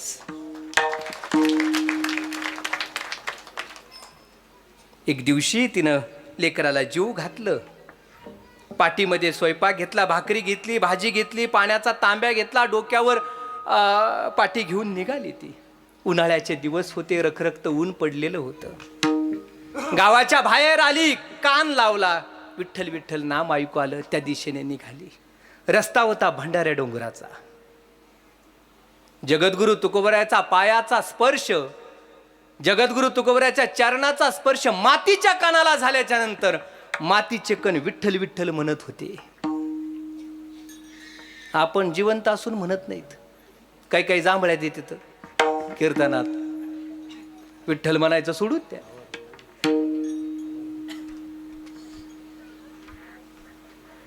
पायाचा स्पर्श झाल्याच्या नंतर जनाबाईच्या हाताचा स्पर्श झाला, सेनाला.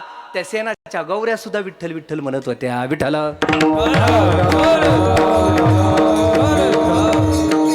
ती स्पर्शाची ताकद असते, नामस्मरणाची ताकद आहे ती. कान लावला, भंडारे डोंगराचा रस्ता होता, रस्त्याने निघाली. घाईघाईत निघाली, उशीर झाला होता. भूक लागली असन, रखरखत ऊन पडलंय, तहान लागली असन, सकाळी आलेत, किती वेळ झाला वाट पाहत असतील. ती स्वतःला बोलत चालली. पुढे जाता जाता स्वतःला बोलत होती, आणि बोलता बोलता पायामध्ये भस्कन काटा घुसरला. आरपार गेला काटा. जीव इतका तळतळला, पूर्ण रक्तभंबाळ पाय झाला, पूर्ण आरपार काटा गेला, आणि इतका जीव तळतळला. तळतळून तिने पाठी खाली ठेवली आणि तळतळून शिवी दिली, या काळतोंड्याने माझ्या प्रपंचाचं वाटुळं केलं म्हटली. तळतळून अंतकरणातून शिवी दिली. इतका जीव तळतळला होता. किती तळतळला होता सांगू तुम्हाला? जरशा गाईच्या वासराने किंवा म्हशीच्या त्या रेडक्याने पायावर पाय दिल्यावर कसं वाटतं तुम्हाला? किती जीव तळतळतो. हे चारी पाय धरून 2-3 वेळा आदळावं याला, इतका जीव तळतळला तिचा. कळलं ना किती? अनुभव आहे सगळ्याला.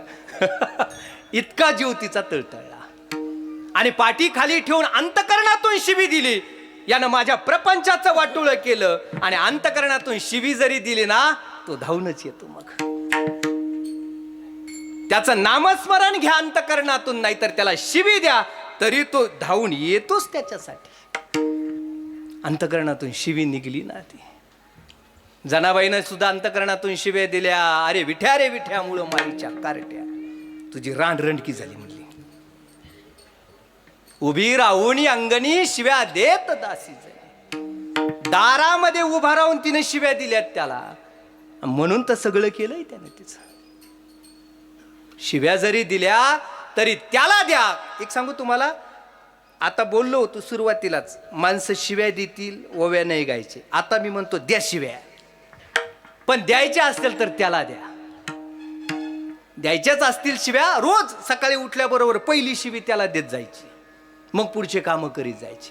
द्यायची असेल तर त्याला, अरे नाम घ्यायचंय त्याचं घ्यावं आणि शिवी द्यायची तरी त्यालाच द्यावी. विठ्ठला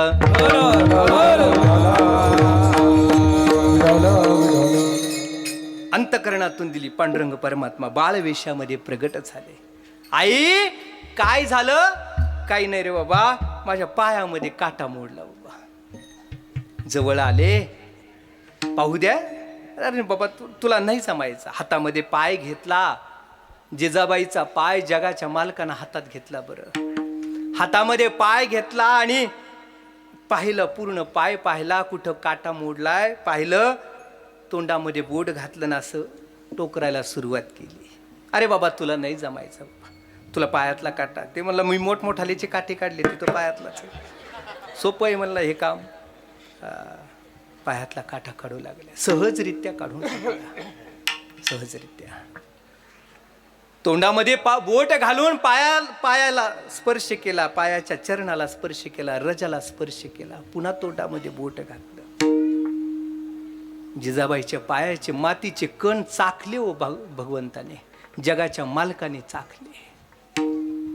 रोज ती जगद्गुरु तुकोबाराला शिव्या देत होती. ती रोज नाही त्या शब्दाने बोलत होती, तुकोबाराला शिव्या देत होती. जगद्गुरु तुकोबाराच्या जगाच्या मालकाला ती शिव्या देत होती, ती बोलत होती. जिजाबाईचा स्वभाव कडक होता जरा, जगाच्या मालकाला शिव्या देत होती. जिजाबाई जगाच्या मालकाला शिव्या देत होती, देवाला शिव्या देत होती, पण तुकोबारायमध्ये देव पाहत होती. विठ्ठला देवाला शिव्या देते पण तुकोबारायमध्ये देव पाहत होती. अरे तुकोबारायला जीव घातल्याशिवाय कधी तिने पोटाचा कण, अन्नाचा कण पोटामध्ये जाऊ दिला नाही, तिनं कधीच जाऊ दिला नाही. तुकोबारायला जीव घातल्याशिवाय कधी जेवली नाही ती. एवढी भक्ती केली तिने, जगाच्या मालकाने तिच्या पायाचे रज स्वतः चाखले, म्हणून ती दैवाचा पुतळा आहे. विठ्ठला म्हणून जिजाबाई दैववान पुतळा आहे, तोची दैवाचा पुतळा. तुकोबारायची अभंगाची सुरुवात गोड आहे पा, जाणे भक्तीचा जिव्हाळा. तुकोबाराने केवळ भगवत भक्तीचा जिव्हाळा जाणे असा शब्द वापरलेला नाहीये, भक्तीचा जिव्हाळा जाणे. आणि भक्तीचा जिव्हाळा, 3 प्रकारची भक्ती नक्कीच माणसाने केली पाहिजे. एक भगवंताची भक्ती करावी, दुसरी गुरुची भक्ती करावी आणि एक देशाची भक्ती करावी.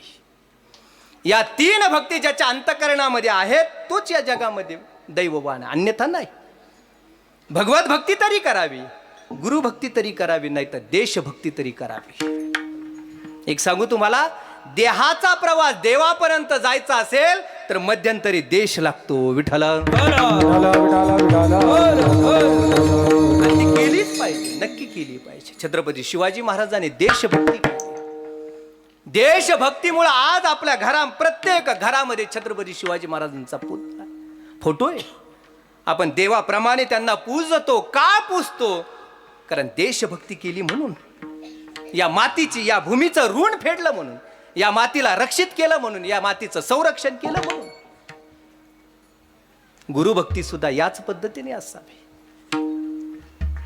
त्या दिवशी पुण्यतिथीच्या दिवशी आचार्य उपासना सांगत असताना सद्गुरू शास्त्री बाबांनी गोड प्रसंग सांगितलेत. सद्गुरूवर निष्ठा कशी असावी. ज्ञानोबरायांनी 13व्या अध्यायामध्ये आचार्य उपासना सांगितली आणि ज्ञानोबराय म्हणतात, आचार्य उपासना सांगत असताना ज्ञानोबराय म्हणतात, हे शरीर जोपर्यंत आहे तोपर्यंत सेवा करीलच करील, ज्या दिवशी हे शरीर जाईल त्यावेळेसही सेवा करत राहील. कारण हे शरीर हे पंचमहाभूतापासून जन्माला आलं. या शरीराची माती मिळवीन ती एक शिती, जेत श्रीचरण उभे ठाते श्री गुरूंचे. विठ्ठला गुरुभक्ती ज्याच्या अंतकरणामध्ये तो दैववान पुतळा आहे. गोड प्रसंग. बाल्यावस्थेचे आबा नाव होतं. बाल्यावस्थेमध्ये आजोबा पोटाला आले म्हणून आईनं नाव ठेवलं आबा. आजोबासारखे दिसत होते. जुन्या काळातला प्रसंग, दर महिन्याच्या वारीला कौतिका मातेनं गडावर माणिक बाबाच्या दर्शनाला, नगदनारायण महाराजाच्या दर्शनाला दर महिन्याच्या वारीला जावं तिनं. तांगा झोपवावा आणि दर महिन्याची वारी तिची, सावरगाव ते गड नारायणगड अशी वारी करत राहावी. दसऱ्याचा दिवस होता. आबा म्हणू लागले, आई मलाही गडावर यायचंय. प्रत्येक महिन्याला जाते, पुढच्या महिन्याला नेते असं बोलते तू, मला यावेळेस यायचंय. हट्ट धरला आबानं, मलाही आज गडावर घेऊन चल. तांगा झोपलेला होता. आबाने तांग्यामध्ये उडी टाकून तांग्यामध्ये बसले. गडावर गेले, तांगा लावला, गडावर गेले. माणिक बाबा बसलेले होते. माणिक बाबा येणाऱ्याला प्रत्येकाला गुरुमंत्र देत होते. कौतिका मातेने दर्शन घेतलं, तिनं गुरुमंत्र घेतलेला होता. कौतिका मातेनं दर्शन घेतलं आणि सेवा करण्याच्या हेतून आतमध्ये वाड्यामध्ये गेली. वारकऱ्याची सेवा असते, फराळा करणं असेल, सगळी ती सेवा करत राहिले. माता मौल्या स्वयंपाकघरामध्ये सेवा. आबा कौतुकाने पाहत होते. येणाऱ्या प्रत्येकाला माणिक बाबा गुरुमंत्र देत आहेत. बसता बसता जवळ गेले आबा आणि माणिक बाबाला म्हणू लागले, बाबा मलाही गुरुमंत्र द्या ना. अरे बाळ, तू लहान आहेस, तू मोठा झाल्यावर तुला गुरुमंत्र दे. नाही म्हणले, मला आजच गुरुमंत्र हवा आहे. द्या ना मला गुरुमंत्र द्या. हट्ट धरत राहतात. लहान लहान लेकरं हट्ट करत राहतात. लेकराला बाजूला करण्याच्या उद्देशाने एक शब्द वापरला माणिक बाबानं, जो शिखरावून उडी टाकतो त्याला मी गुरुमंत्र देतो. लेकरू बाजूला जावं एवढाच उद्देश, दुसरं काही उद्देश नाही. विनाकारण नाही, तो हट्ट धरलाय त्यानं. काही लेकरं विनाकारण हट्ट धरत असतात. घरामध्ये लग्न असावं आणि ते नवरदेव सजलेला असतो, अंगद महाराज, आणि ते नवरदेव सजलेला असतो, ते लहान लहान लेकरं म्हणतात मलाही लग्न करायचं. त्याचं लग्न होणारच आहे, पण त्याचं वय नाही आणखी, पण ते हट्ट धरत राहतात, आई मलाही लग्न करायचं. त्याचा ते साज धाज असतो, त्याला काय माहिती आजच्या दिवसच याचं म्हणून. 2-3 दिवसांनी काय होणार याचं त्याला काय माहिती. ते लेकरू असतं, ते लेकरा त्या नवरदेवाचा रुबाब पाहतं ते लेकरू. मग ते लेकराला काहीतरी बाजूला जावं म्हणून या उद्देशाने माणिक बाबा बोलले. ते लेकरू बाजूला जावं किंवा जो त्याने निर्णय घेतला त्याने तो बदलावा याच उद्देशानं जो शिखरावर उडी टाकतो त्याला मी गुरुमंत्र देतो. बाबा सहजरित्या तर शिखरावर गेले. आणि शिखरावर गेल्याच्या नंतर सगळी माणसं, वारीला आलेली माणसं, दसऱ्याच्या मेळाव्याला आलेली माणसं, दसऱ्याला गुरुमंत्र घेणाऱ्या आलेली माणसं सगळी पाहू लागली. कोणाचा पोरगा आहे म्हटले. शिखरावर चढलाय. कोणाचा पोरगा आहे, कोणाचा पोरगा. गर्दीतून कुणीतरी म्हटलं सावरगावच्या पाटलाचा पोरगा आहे. कोणाचा पोरगा वर चढला, कानावर शब्द पडले, सावरगावच्या पाटलाचा पोरगा वर चढला. कौतिका माता धावतच आली. अरे आबा खाली उतर बाबा, मी सांगते बाबांना गुरुमंत्र देण्यासाठी, मी सांगते. ऐकायला तयार नाहीत. आबा वर उभा आहेत. माणिक बाबापर्यंत बातमी गेली. माणिक बाबा धावत गेले. अरे बाळा खाली उतर, देतो गुरुमंत्र. नाही बाबा, तुम्ही म्हटले ना वरून जो उडी टाकतो त्याला मी गुरुमंत्र देतो. बाबानं माऊलीचा जयघोष केला, नगदनारायण महाराजांचा जयघोष केला, सद्गुरूंचा जयघोष केला आणि सहजरित्या शिखरावर उडी टाकली. आणि ज्यावेळेस उडी टाकायला लागले त्यावेळेस माणिक बाबा पाहत होते. खरं पाहिलं तर त्यांना आबा दिसला नाही, चतुर्भुज भगवान दिसला. उडी टाकल्याबरोबर धावतच गेले व माणिक बाबा. कडकडून मिठी. आईचं अंतःकरण अंजारलं, गोंजारलं, जवळ घेतलं. अरे मोठ्याचं लेकरू ना बाबा. जवळ घेतलं, मांडीवर डोक्यावर हात फिरवला आणि डोक्यावर हात फिरवला. सांगितलं, आबा तू आबा नाहीयेस, तू आजपासून माझा भगवान आहेस. ज्या सद्गुरूनं श्री संत भगवान बाबांचं नामकरण भगवान हे करावं ना, ते भगवान बाबा दैवाचे पुतळे आहेत. विठ्ठला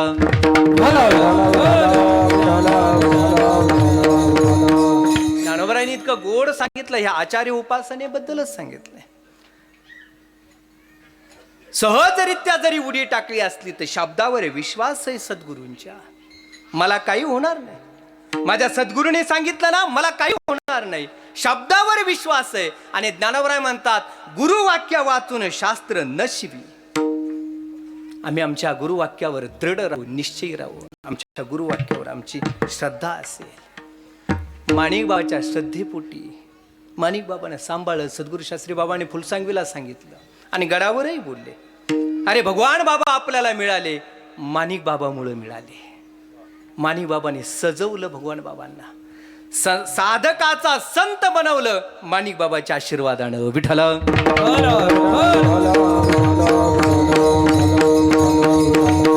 तोची दैवाचा पुतळा. दैववान पुतळा कोण? ज्याच्या अंतकरणामध्ये भगवंताविषयी, भगवंताच्या भक्तीविषयी जिव्हाळा आहे.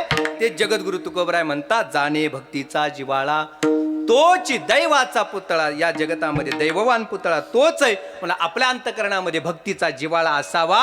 आणि ज्याच्या अंतकरणामध्ये भक्तीचा जिव्हाळा आहे तो दैववान पुतळा. विठोबा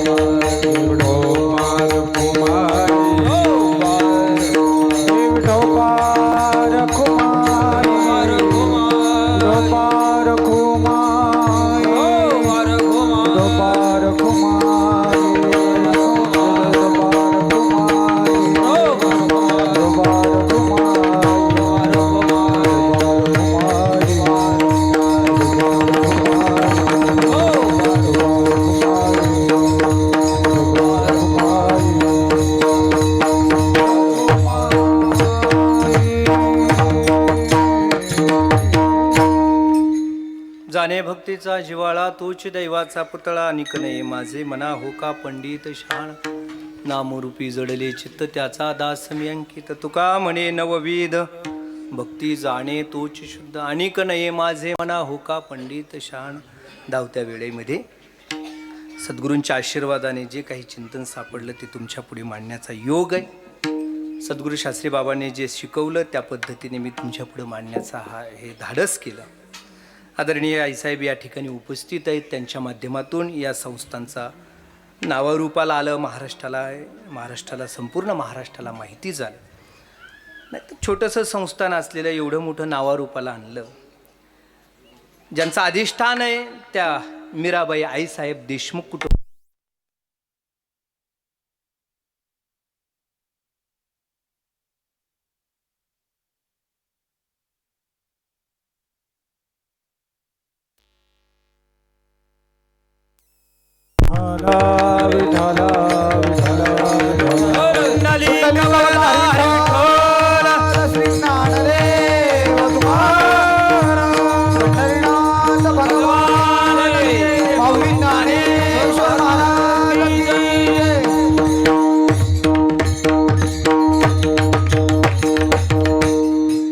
मीराबाई आईसाहेब, खरं सांगू तुम्हाला, त्या इथं आल्या होत्या त्यावेळेस अंधारच होता. त्या इथं आल्या त्यावेळेस त्यांनी सुरुवात केली. बाबांना, मोठ्या बाबांना इथं बसवलं. त्यांना बसवणं म्हणजे त्या काळची काय प्रक्रिया, साधना करायची, बाई तुला इथं राहा म्हणू लागली. मला सुद्धा साधना करायची बाबा. बाबाच्या हातची माळ घातली. अंगाला फक्त हळदीचं बोट लागलं. तिथून पुढं प्रपंचाचा स्पर्श सुद्धा नाही माऊलीला. बाबांच्या हाताने माळ घातली. देशमुख कुटुंबामध्ये, राजघराण्यामध्ये जन्माला आलेली माऊली. संपूर्ण आयुष्य बाबांच्या एका शब्दावर घातलं तिनं. आणि इथं राहून बाबाची सेवा, पांडुरंगाची सेवा, माऊलीची सेवा. बाबाच्या दिंडीचा दुपारी असायची की तर संध्याकाळी मुक्काम असायचा. बाबाची दिंडी परतीचा प्रवास त्यावेळेस या संस्थांवरती मुक्काम असायचा.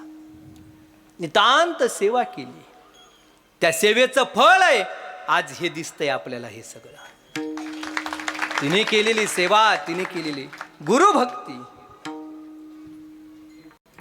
आपलं नाव सुद्धा तिने बाबांच्या आपल्या नावापुढं बाबाचं नाव लावावं तिने. आपले वडील म्हणून, आपले गुरुदेव म्हणून संत भगवान बाबांचं नाव लावलं तिने, कागदपत्री नाव लावलं. नितांत सेवा केली. आणि ज्यावेळेस निर्वाण झालं, ज्यावेळेस त्यांचं वैकुंठ गमन झालं, श्री संत भीमसिंग बाबांनी आईसाहेबाची नियुक्ती केली.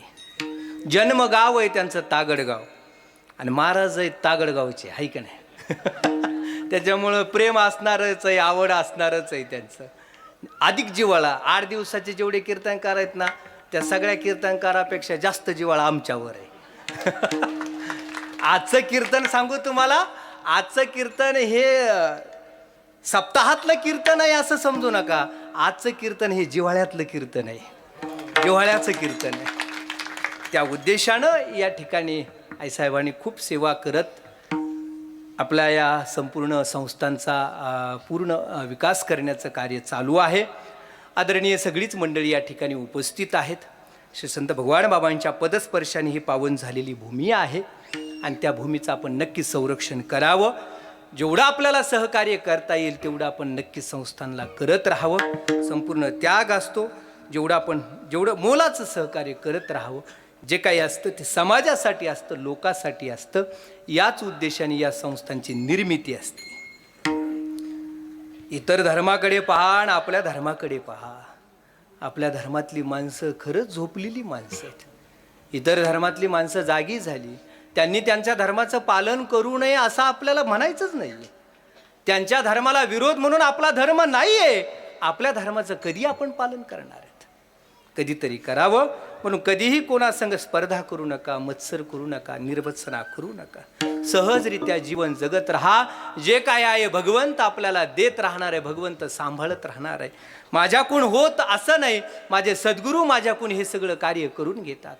माझ्याकडून हे बाबा करून घेतात, भाऊ करून घेतात, ज्ञानोबा तुकोबा करून घेतात. पांडुरंग परमात्म्याच्या आशीर्वादाने हे कार्य होत राहतं. एवढी भावना असावी. बाबांचं भजन घेऊ आणि त्यानंतर ज्ञानेश्वर माऊली भजन होईल आणि नंतर कीर्तन समाप्त होईल. सगळ्यांनी वर हात एकदा करा, वर हात करा. बाबाचं सुंदर असं आपल्याला भजन करायचं. आईसाहेब तुम्ही ना हा, सगळ्यांनी वर हात करा. सुंदर असं हे रेकॉर्डिंग करून घे बाबा. एवढे आता हे खरं सांगू का तुम्हाला, हे महिलांची पंढरीच आता शोभायला लागली. आता एवढं सुंदर देखना सप्ताह आहे, एवढे साऊंड सिस्टीम चांगली आहे, एवढं नियोजन चांगलं आहे, गायक वादक चांगले आहेत, सुंदर असं नियोजन आहे, कुठेही कचरा दिसत नाही, काय नाही. वर हात घ्या, वर हात घ्या. लाडकी बहीण आली त्यावेळेस 10 तास उभा राहिल्या त्या. आमचं योजनेमध्ये कधी नाव येईल? जरी नसला पडला हप्ता तर पडन तमा. दमदार आता घ्या. भगवान बाबा जे भगवान बाबा, बोला बोला सगळे. भगवान बाबा जे भगवान बाबा, भगवान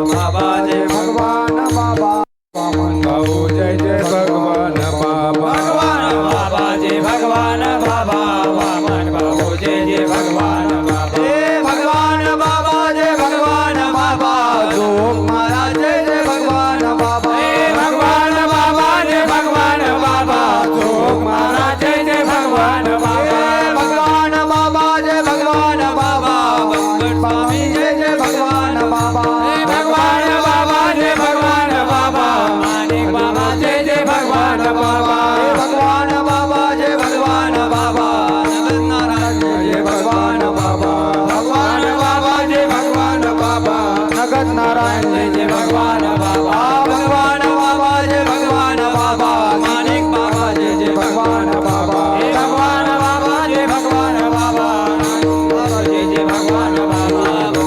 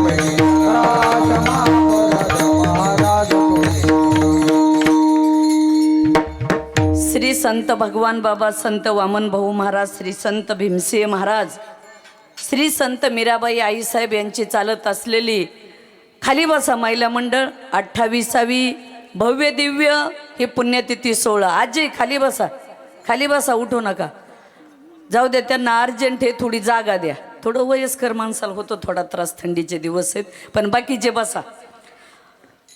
श्री संत मीराबाई आईसाहेब यांचा चालत असलेला भव्य दिव्य पुण्यतिथी 16 व अखंड हरिनाम सप्ताह आजच्या 4थ्या दिवसाची सेवा आमचे बंधू तागडगाव ही भगवान बाबाच्या मावशीचं गाव आणि माझी जन्मभूमी, असे जननी जन्मभूमीश्च स्वर्गादपि गरीयसे.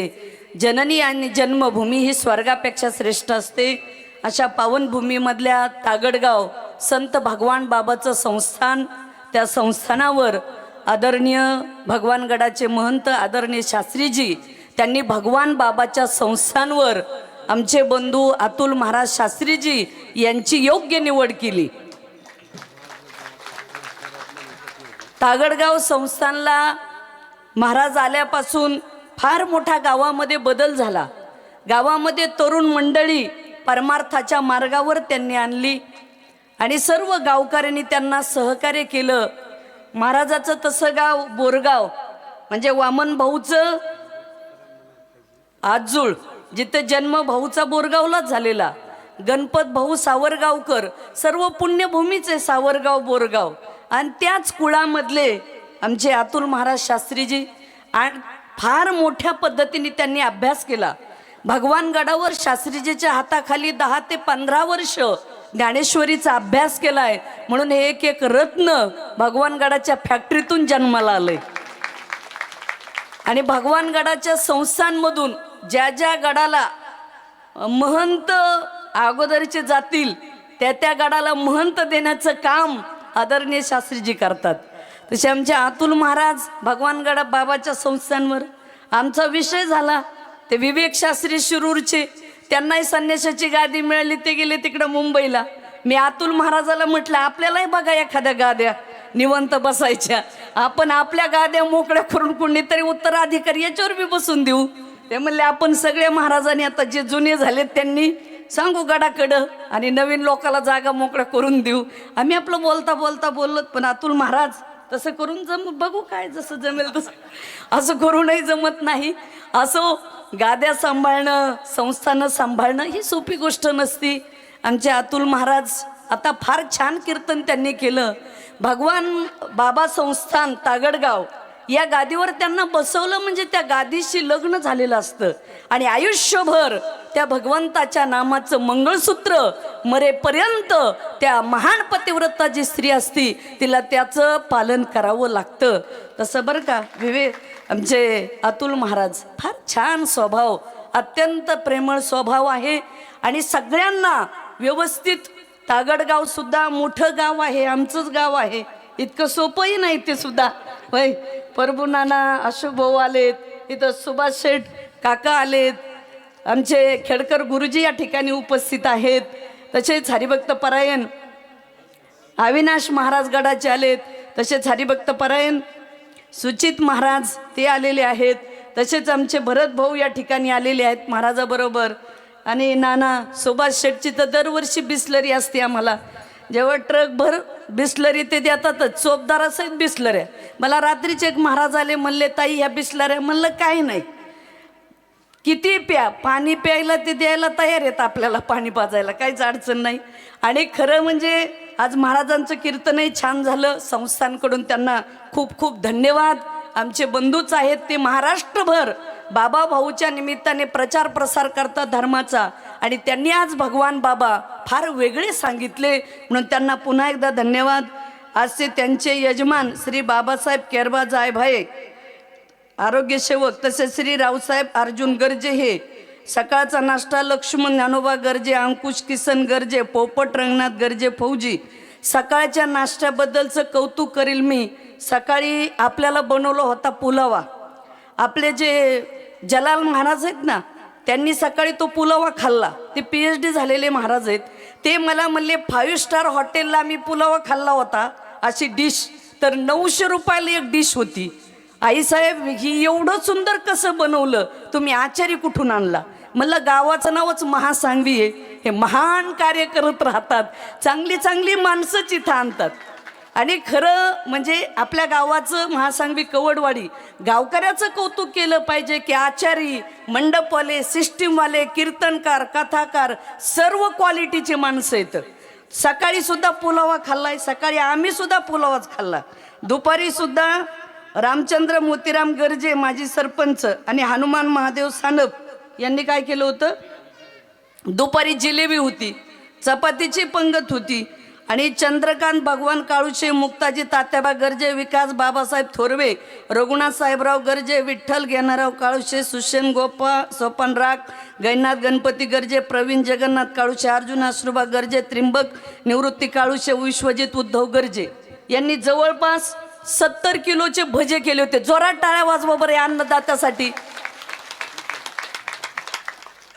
आज सगळ्यांनी भजे खाल्लेत आणि मजुगावचे त्यांचे ते पंक्तीत बरेच जण झाले. ते म्हणले आज आम्हाला भजे करायचेत. पुन्हा दुपारी जिलेबी. काय अन्न सुद्धा सुग्रास आहे बरं का, क्वालिटी आणि क्वांटिटी. भजनावर भोजन भरपूर करायचं, कमी काहीच नाही येतं. असे बरेच लांब लांबचे माणसं आलेत, म्हातारे माणसं. ते म्हणले बाई, एका बाईचं ऐकलं मी सकाळी उठल्या बऱ्याच मठावर गेलो, पण असं गरम पाणी आंघोळीला राहायला वाटतंय 15 दिवस सप्ताह चालावा. योगी मी त्यांची चर्चा ऐकली. नाही म्हणे काहीच कमी नाही हो या मठाला, गाव चांगली सोय करतंय. म्हणलं मग. आणि सकाळी सूर्य उगायला तर माताजी चहा घेऊन हजर आहेत कॅटलीत. कशाला सोडतात आता हे, काय सोडित नाहीत. तसंच आज कडबनवाडी, रोहतवाडी, काकडीरा, बांगरवाडी भजनी मंडळ यांचा जागर. उद्या ठीक उद्याची कथा सुद्धा सकाळी 11 वाजता जलाल महाराजांची होणार आहे. दुपारूनही कथा आहे, 2 टाईम. 11 वाजता या. महाराष्ट्रात ज्यांचं नाव आहे असे जलाल महाराज त्यांची कथा आहे. आणि उद्याचे यजमान श्री भागवत शहादेवराव गर्जे, कॉन्ट्रॅक्टर श्री आनंद महादेव गर्जे, ग्रामपंचायत सदस्य भाऊसाहेब अर्जुन गर्जे हे आहेत. आणि उद्या सकाळचा नाश्ता सद्गुरू भगवान गर्जे, माजी सरपंच संदीप विनायक गर्जे फौजी. उद्या दुपारची पंगत येवलवाडी, नागरगोजे, अनपटवाडी. उद्या संध्याकाळची पंगत मधुकर मानी गर्जे, भाजपा जिल्हा उपाध्यक्ष, सर्जेराव उत्तम गर्जे, पोपट सुखदेव गर्जे, भागवत शहादेव गर्जे, रामदास शामराव सानप, विलास भानुदाव जायभाई, नवनाथ महादेव गर्जे, येवलवाडी, अनपटवाडी, मंगेवाडी, नंदकिशोर भजनी मंडळ जाट नांदूर यांचं. उद्या संध्याकाळी ठीक 8 वाजता पाटोद्यातल्या लोकांना एस टीची सोय केलेली, एस टी स्टँडच्या जवळ गाडी उभा राहील आणि पुन्हा आपल्या महासांगवी कॉर्नरला. सर्व कार्यक्रमाचा सर्वजणांनी लाभ घ्या. पुंडलिक वरद देव तुकाराम तुकाराम तुकाराम.